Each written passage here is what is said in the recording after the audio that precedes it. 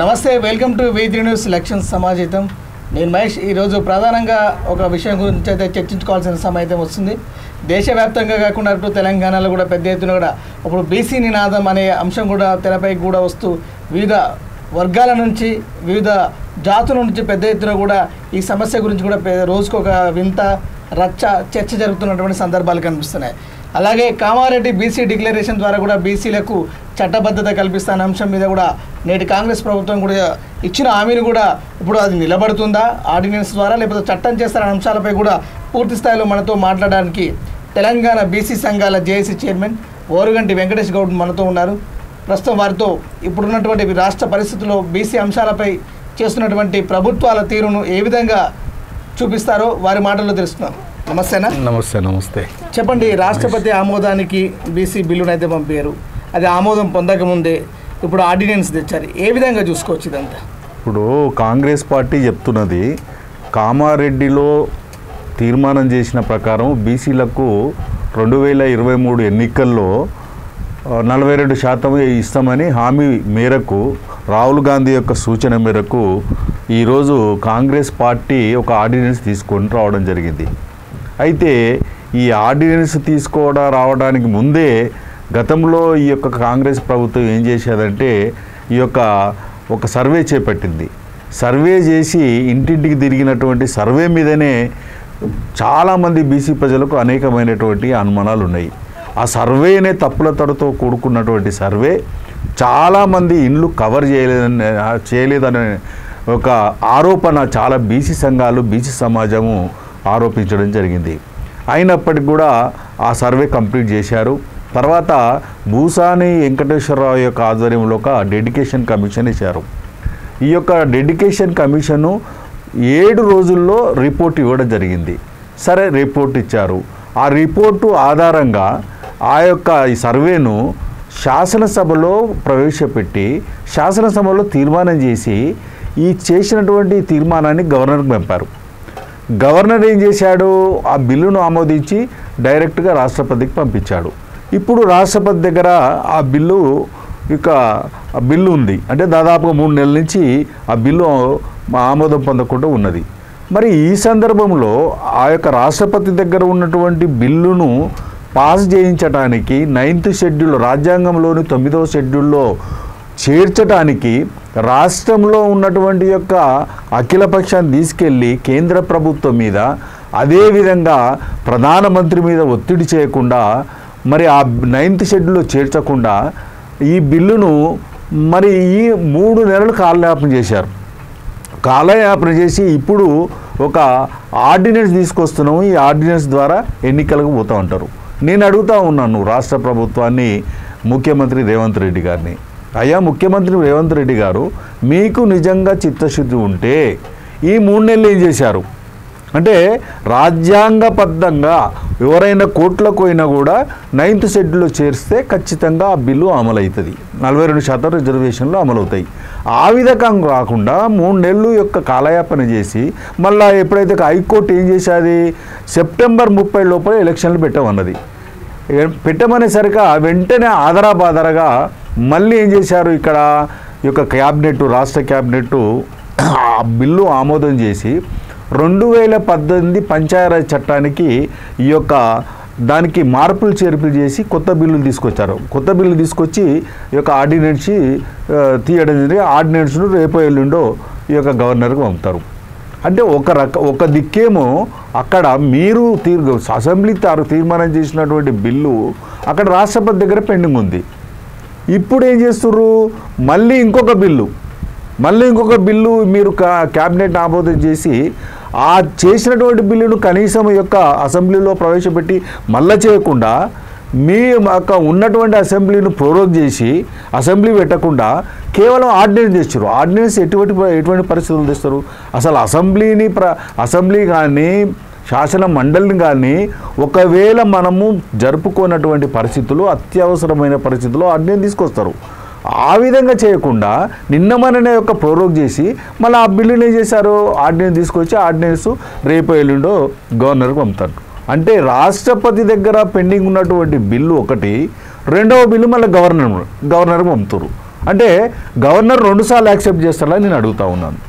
అంటే ఆల్రెడీ రాష్ట్రపతి దగ్గర పంపాడు, మళ్ళీ ఈ బిల్లును రాజ్యాంగ ప్రకారం గవర్నర్కు ఆమోదించేటువంటి అవకాశం ఉందా అంటే 100% గవర్నర్ను ఈ బిల్లు కొట్టేస్తారు. కాబట్టి ఈ విధంగా తప్పుల తడుతో చిత్తశుద్ధితోటి చేయమని అడుగుతాను రాష్ట్ర ప్రభుత్వాన్ని. మీకు చిత్తశుద్ధి ఉంటే ఈ యొక్క న్యాయస్థానంలో ఎవరైనా ఈరోజు ఈ యొక్క దీని మీద ఆర్డినెన్స్ మీద ఎవరైనా కోర్టుకు పోయిరనుకో, హైకోర్టుకు పోయిరనుకో 100% కొట్టేసేటువంటి ప్రమాదం ఉన్నది. ఎందుకంటే గతంలో అనేక రాష్ట్రాలు, బీహార్ రాష్ట్రంలో కానీ, రాజస్థాన్లో కానీ, మహారాష్ట్రలో కానీ, కేరళలో కానీ ఏం చేశారు, ఈ మనం చేసినట్టు విధంగా ఆర్డినెన్స్ గవర్నర్కి పంపితే అక్కడ కొంతమంది అక్కడ హైకోర్టుకు పోతే ఆ బిల్లును కొట్టేశారు. గతంలో తమిళనాడు రాష్ట్రంలో ఏ విధంగా ఈరోజు 69% రిజర్వేషన్లు అమలవుతున్నాయో, తమిళనాడు రాష్ట్రంలో కూడా అప్పుడు 1992లో వాళ్ళు కూడా మనం చేసినట్టు ఒక ఆర్డినెన్స్ తీశారు. ఆర్డినెన్స్ తీసి ఏం చేశారు, ఆర్డినెన్స్ తీసి శాసనసభలో ప్రవేశపెట్టి జీవో తీశారు. జీవో తీసి ఆ జీవోను హైకోర్టు కొట్టేసింది. ఆ విధంగా 3 సార్లు చేశారు. 3 సార్లు చేసినప్పుడు కూడా హైకోర్టు కొట్టేస్తే అప్పుడు ఏం చేశారు, జయలలిత ప్రభుత్వము వాళ్ళకు ఒక నిజంగా చిత్తశుద్ధి ఉంది కాబట్టి అప్పుడు కేంద్రంలో పివి నరసింహారావు యొక్క ప్రభుత్వం ఉంది కాబట్టి పివి నరసింహారావుకి వెళ్ళి కేంద్ర ప్రభుత్వం ఒత్తిడి తీసుకొచ్చి ఈ బిల్లును ఇక కేంద్ర క్యాబినెట్ ఆమోదం చెప్పి ఆ బిల్లును పార్లమెంట్ నుంచి చక్కగా రాష్ట్రపతికి పంపడం జరిగింది. రాష్ట్రపతి ఆమోదంతో 9th షెడ్యూల్లో చేర్చారు. 9th రాజ్యాంగంలో ఆ 9th షెడ్యూల్ చేర్చిన తర్వాతనే ఈరోజు ఇప్పటికి కూడా భారతదేశంలోనే మొట్టమొదటిసారిగా రిజర్వేషన్లు అమలు అవుతున్నట్టే కేవలం తమిళనాడు రాష్ట్రంలో దాదాపు 69% అవుతుంది. ఆ విధంగా చేయకుండా ఒకే ప్రభుత్వము ఒక రకంగా ఒక బిల్లేమో రాష్ట్రపతి దగ్గర ఉంటుంది, ఇంకొకటేమో ఈరోజు ఆర్డినెన్స్ తీసుకుంటారు.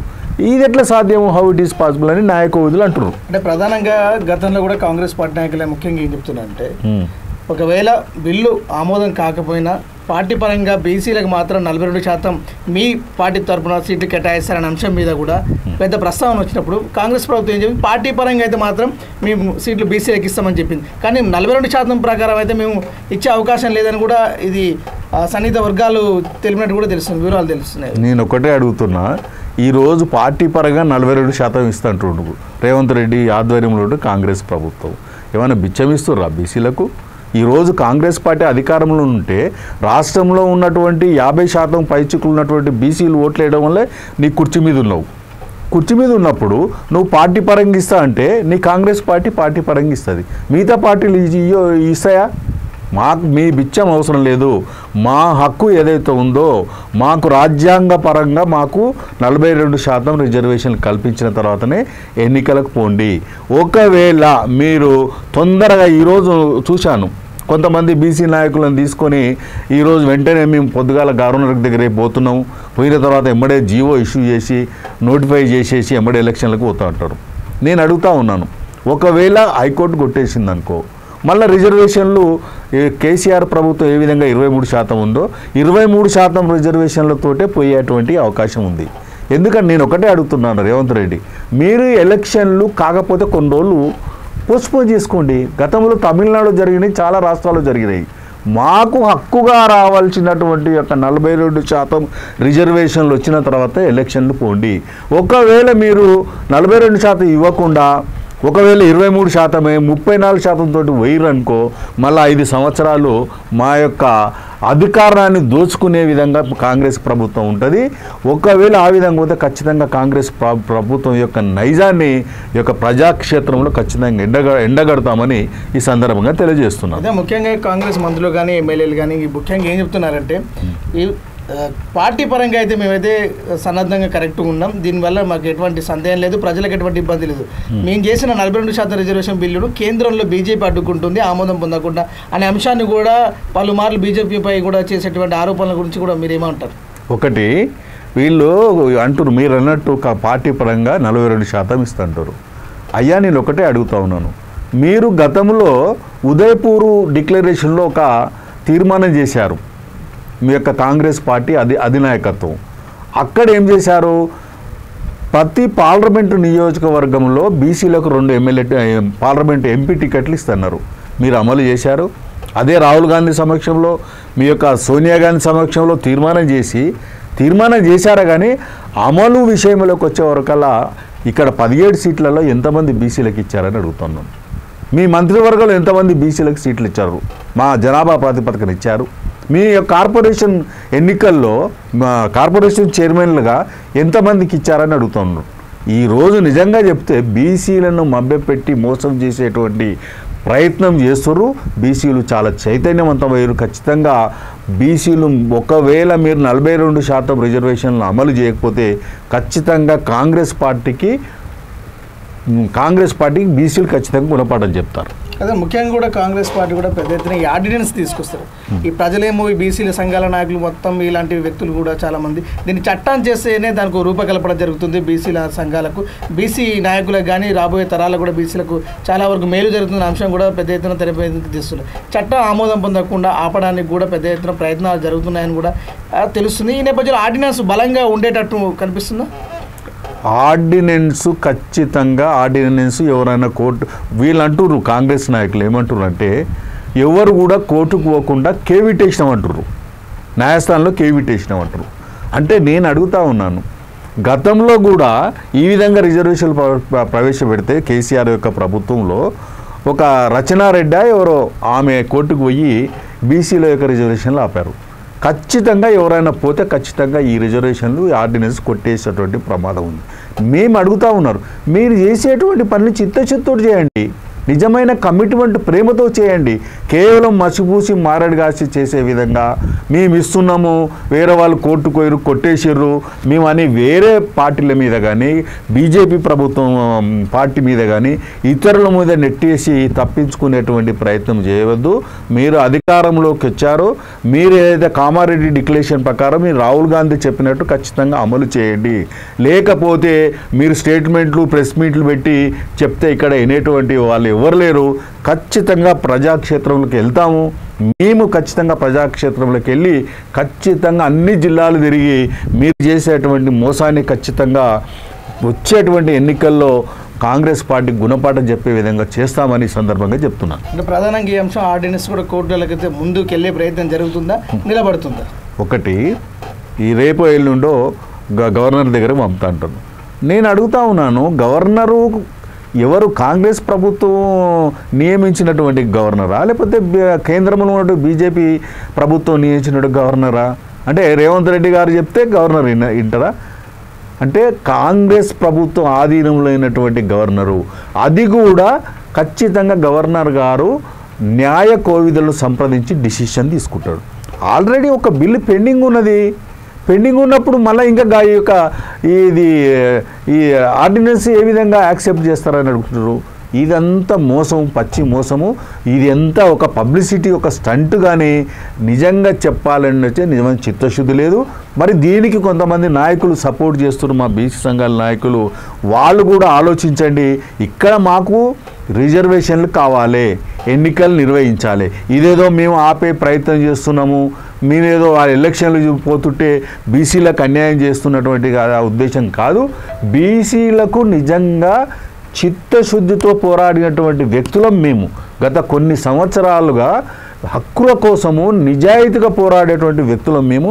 ఆ విధంగా కాకుండా కొంతమంది వ్యక్తులను తీసుకొని ఈరోజు మన పబ్లిసిటీ తీసుకొని బీసీలను మభ్యపెడితే ఖచ్చితంగా బీసీలు చదువుకున్నటువంటి వాళ్ళు, రాజకీయ అవగాహన ఉంది, ఖచ్చితంగా వచ్చే ఎన్నికల్లో కాంగ్రెస్ ప్రభుత్వానికి గుణపాఠం చెప్తారు. అంటే ప్రధానంగా ఈ అంశం కూడా ఇప్పుడు జాగృతి అధ్యక్షురాలు కవిత కూడా ముఖ్యంగా బీసీ ఉద్యమానికి కూడా శ్రీకారం చుట్టారు. జాగృతి అధ్యక్షురాలు కూడా ఒకవేళ బీసీలకు అధికారం వచ్చేలా ప్రయత్నించే బీసీని సీఎం చేసేంత వరకు కూడా పోరాడతాను కూడా ఆ మాటలు కూడా అంటున్నారు. ఇదే విధంగా చూసుకోవచ్చు. ఇప్పుడు కవిత గారు పోరాటం చేయడము అనేది మేము ఎవరు ప్రజాస్వామ్యంలో ప్రతి ఒక్కరు కూడా హక్కు ఉంటుంది. ఒక బీసీలే చేయాలి, బీసీల సమస్యలే ఎవరైనా చేయొచ్చు. బీసీల సమస్యల మీద ఏ పార్టీ అయినా చేయొచ్చు, ఏ వ్యక్తులైనా చేయొచ్చు. ఆమె చేసే పోరాటానికి మాకు ఎలాంటి అభ్యంతరం లేదు. మాకొకటే అమలు చేసేటువంటి స్థానంలో ఉన్నటువంటి ప్రభుత్వంలో ఉన్నటువంటి కాంగ్రెస్ పార్టీని ఒకటే అడుగుతున్నాం, మీరు చేసేటువంటి యొక్క ఈ పనిని చిత్తశుద్ధితో చేయండి, నిజంగా రావాలి. అయితే ఆ రోజు మీరు ఎప్పుడైతే ఈ యొక్క రాష్ట్రంలో ఈ యొక్క డెడికేషన్ కమిషన్ ఇచ్చినటువంటి రిపోర్టు ఆధారంగా చేసుకొని శాసనసభలో పెట్టి అక్కడ గవర్నర్ ఆమోదంగా ఢిల్లీకి పోతే ఢిల్లీకి పోయి ఆ రోజు అఖిలపక్షాన్ని మళ్ళీ అందరిని తీసుకుపోయి ప్రజా సంఘాలను తీసుకుపోయి అక్కడ కేంద్ర ప్రభుత్వం ఒత్తిడి చేయకుండా అక్కడ ఢిల్లీలో ఒక డ్రామా చేశారండి. మీరు డ్రామా చేసి మీకు కొంతమంది నాయకులను బీసీ సంఘాలను తీసుకుపోయి అక్కడ ధర్నా చేశారు. కానీ ధర్నా వల్ల ఏమైనా ప్రయోజనం అవుతుందా? మీకున్న పలుకుబడి ఉపయోగించుకొని ఖచ్చితంగా కేంద్ర ప్రభుత్వం ఒత్తిడి తీసుకొస్తే ఖచ్చితంగా ఈ 3 నెలలలో 9th షెడ్యూల్ చేసేటువంటి అవకాశం ఉండే. అది చేయకుండా ఈరోజు ఇమీడియట్ మనం 30 తారీఖు లోపల ఎలక్షన్లు పెట్టాలి, ఎన్నికలు పెట్టాలని కోర్టు చెప్పిందని చెప్పి హడావిడిగా చేస్తే ఎంతవరకు నిలుస్తుంది? అందులో మీరు చేసినటువంటి సర్వేనే తప్పుల తడక. మీ డెడికేషన్ కమిషనే సరిగ్గా లేదు. వారం రోజుల్లో మీరు డెడికేషన్ కమిషన్ రిపోర్ట్ ఇచ్చారు. తప్పుల తడుతూ ఉన్నటువంటి ఈ రిపోర్టు ఆధారంగా ఏ విధంగా ఈ యొక్క ఆర్డినెన్స్ నిలబడుతుందని నాకు మా నమ్మకం. అంటే ముఖ్యంగా కూడా గత ప్రభుత్వంలో కూడా బీసీలపై కూడా ప్రేమ చూపిస్తున్నట్టుగా కొన్ని స్థానాలు కేటాయించడం, ఇప్పుడు ప్రస్తుతం ఉన్నటువంటి కాంగ్రెస్ ప్రభుత్వం కూడా బీసీలకు కూడా సమగ్రంగా కూడా మేము మద్దతు ఇస్తున్నాం. వాటి యొక్క ఏమంటే ముందు వస్తున్న ఎన్నికల నేపథ్యంలో కూడా అంటే స్థానిక ఎన్నికల్లో బీసీలకు న్యాయం జరుగుతుందని అనుకుంటున్నాను. నేను ఒక్కడే అడుగుతున్నాను, రేవంత్ రెడ్డి గారి యొక్క నాయకత్వంలో బీసీలకు న్యాయం జరగదు. ఎందుకంటే నేను ఒక్క రోజులో ఇతర పార్టీల నుంచి ఒకటే రోజులో పార్టీలో చేరినటువంటి కొంతమంది వాళ్ళ సామాజిక వర్గానికి చెందిన వ్యక్తులకు పెద్ద పెద్ద పదవులు ఇచ్చాడు. మా బీసీలకు సంబంధించిన నాయకులు ఒకవేళ పార్టీలో చేరితే కనీసం వాళ్ళకు కార్యవర్గంలో అవకాశం కూడా కలిగించలేదు. అంటే వాళ్ళ సామాజిక వర్గానికి న్యాయం చేయాలని చూడండి, వాళ్ళ అపాయింట్మెంట్ చేసిన కార్పొరేషన్ చైర్మన్ ఎంతమంది వాళ్ళ సామాజిక వర్గానికి చెందినటువంటి వాళ్ళు ఉన్నారు, పార్టీలు ఎంతమంది ఉన్నారు, ఎవరి పనులు అవుతున్నవి, ఎవరు చేస్తుర్రు అంటే మాకు అమాయకులమా? మీరు చేసేటువంటి యొక్క అన్ని విషయాలు గమనిస్తున్నాము. ఖచ్చితంగా మీరు రేవంత్ రెడ్డి గారు మీకు చిత్తశుద్ధి లేదు. ఖచ్చితంగా నిజాయితీ నిరూపించుకోవాలని ఇప్పటికైనా తొందర లేదు. మా అంటే ఒక 3 నెలలు 4 నెలలు ఎందుకంటే ఈరోజు మన హైకోర్టు చెప్పింది 30 తారీఖు లోపల అని అంటే మీరు ఇమీడియట్కు ఒక ఎక్స్ప్లెనేషన్ ఇవ్వండి హైకోర్టుకు పోయి. ఏమైందంటే కనీసం మేము రాజ్యాంగబద్ధంగా పోతాము, కొద్దిగా టైంగా వాళ్ళు అడగండి, ఖచ్చితంగా హైకోర్టు ఇచ్చేటువంటి అవకాశం ఉంది. కాబట్టి మీరేమంటారు, మేము క్యాబినెట్ మీటింగ్కు మన అడ్వకేట్ జనరల్ తీసుకొచ్చి ఆయన అభిప్రాయం మేరకు అంటారు. నేను అడుగుతా ఉన్నా, మీ అడ్వకేట్ జనరల్ అజ్యూరెన్స్ ఇస్తాడా? ఒకవేళ పోదని మాకు అజ్యూరెన్స్ ఏమని బీసీలకు ఈరోజు 2 కోట్ల మంది బీసీలు ఉన్నారు, వాళ్ళకి అడ్వకేట్ జనరల్ మాకు అజ్యూరెన్స్ ఏమండి? నమ్ముతాము. ఎవరు అజ్యూరెన్స్ ఇస్తారండి? ఇదంతా మసిపూసి మారడి కాయడం చేయడమే. కానీ ఇవన్నీ ఒక బీసీల ఓట్లు వేసుకొని ఎలక్షన్ల దగ్గరకు వచ్చినాయి, ఎమ్మడే మళ్ళా ఎలక్షన్లు గెలవాలి, తర్వాత 3 సంవత్సరాలు దూసుకోవాలన్నటువంటి కుట్రలో భాగంగానే చెప్పవచ్చు. ఇది ఇటీవల మీరు అన్నట్టుగానే ఇప్పుడు అన్నట్టుగానే ముఖ్యమైన శాఖలు కూడా అగ్రవర్ణాలకు ఇచ్చి ఏదో ఇప్పుడు బీసీలకు నామమాత్రంగా ఏదో ఇస్తున్నారు. ఇటీవల కూడా ఒక మంత్రి అయినటువంటి వాకిటి శ్రీహరి ముదిరాజు కూడా కొన్ని తీవ్రమైన వ్యాఖ్యలు చెప్పారు. ఏదో బీసీకి ఇవ్వాలి కాబట్టి ఇచ్చారు, ఏదో పనికిరాని శాఖ నాకు ఇచ్చాట కట్టి బీసీని మంత్రిని చేసినామని చెప్పేసి కూడా ఆయన స్వయంగా ఆయన మాటల్లో ఉన్నాడు. దీన్ని ఎలా చూడవచ్చు? ఎంత దుర్మార్గం అంటే మంత్రుల యొక్క శాఖలు చూస్తే ఒక బీసీకేమో చేపల శాఖ, పశు శాఖ, బీసీ శాఖ, వాళ్ళకేమో రెవెన్యూ శాఖ, వాళ్ళకేమో ముఖ్యమంత్రి. అరే ఎన్ని సంవత్సరాలు ఈ రాజ్యాన్ని ఈ దేశాన్ని పరిపాలిస్తారండి మీరు? ఎన్ని సంవత్సరాలు మీరు ఓట్లేసే యంత్రాలుగా చూస్తారు? ఓట్లు వేసుకుంటూనే పోవాలన్నా? మేము ఒక పార్టీలో చేరితే మాకు కనీసం చిన్న చిన్న పోస్టులు కూడా ఇవ్వరు కదా. మీ సామాజిక వర్గాలకు మీకు దగ్గర ఉన్న వ్యక్తులకు ఇస్తారు కదా. మన రాజకీయంగా మమ్మల్ని అనగదొక్కుతున్నారు కదా. మేము ఖచ్చితంగా రాజకీయంగా అనుగదొక్కి ముందుకు రాకుండా చేస్తారు కదా.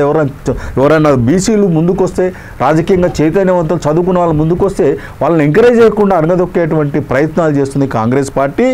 ఖచ్చితంగా మీ శాతం ఎంత ఉంది ఈరోజు? ఆ రోజు మీరు చేసినటువంటి లెక్కల్లో మా యొక్క జనాభా తగ్గించి మీ జనాభా పెంచారు.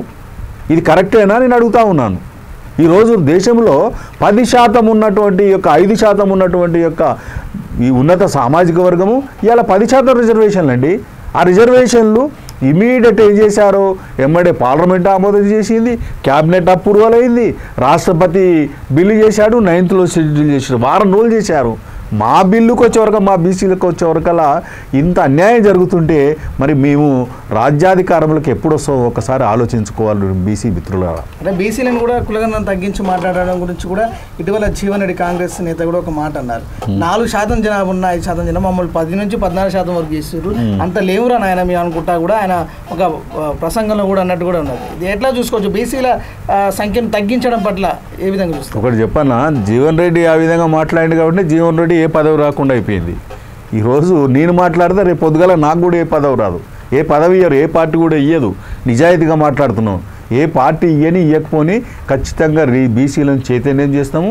వచ్చేటువంటి ఎన్నికల్లో 42% ఇవ్వకపోతే పార్టీలకు అతీతంగా అన్ని జిల్లాలు దిగుతాము, అన్ని మండల కేంద్రాలకు వెళ్తాం.